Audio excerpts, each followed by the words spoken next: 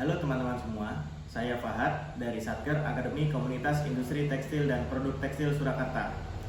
Saya akan sedikit bercerita tentang biografi seorang aparatur sipil negara yang juga pernah menjabat sebagai Kepala Kepolisian Negara Republik Indonesia kelima, yaitu Jenderal Polisi Purnawirawan Hugeng Imam Santoso. Kehidupan awal dan pendidikan.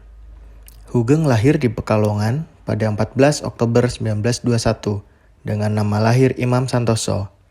Sedangkan nama Hugeng diambil dari Bugel menjadi Bugeng dan kemudian Hugeng yang berarti gemuk karena tubuhnya yang gemuk semasa kecil. Lahir dari pasangan Sukaryo Karyo Hatmojo dari Tegal dan Umi Kalsum. Ayahnya adalah seorang jaksa di Pekalongan. Hugeng memiliki dua adik perempuan, yaitu Titi Sujati dan Sujatmi. Sempat berkuliah di Batavia di perguruan tinggi hukum, tetapi kemudian tutup setelah pendudukan Jepang.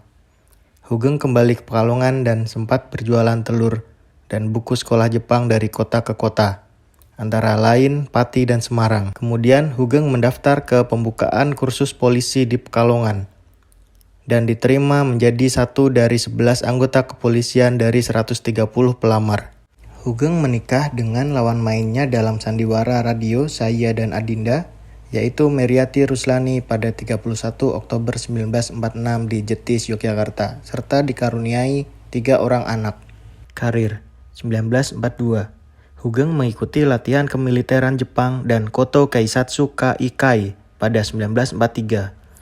Pada 1944, beliau menjadi wakil Seksi 2 Jomblang Semarang dan menjadi Kepala Polisi Jomblang pada 1945. Pada 1952, beliau menjabat Kepala Polisi Jawa Timur di Surabaya. Kemudian menjadi Kepala Bagian Reserse Kriminal Kantor di Sumatera Utara.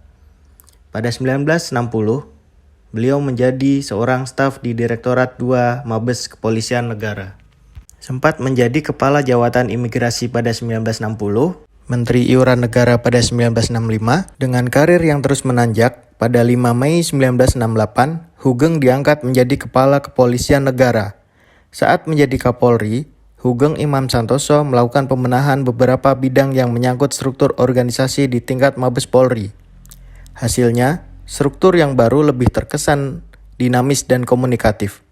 Pada masa jabatannya, terjadi perubahan nama pimpinan polisi menjadi Kapolri, dan Markas Besar Angkatan Kepolisian menjadi Markas Besar Kepolisian atau Mabespol. Akhir hayat. Beliau wafat di Jakarta pada tanggal 14 Juli 2004 dalam usia 82 tahun dan dimakamkan di TPBU Giritama, Kemang, Kabupaten Bogor, Jawa Barat. Terima kasih atas segala jasa-jasa dan pengabdianmu, Jenderal.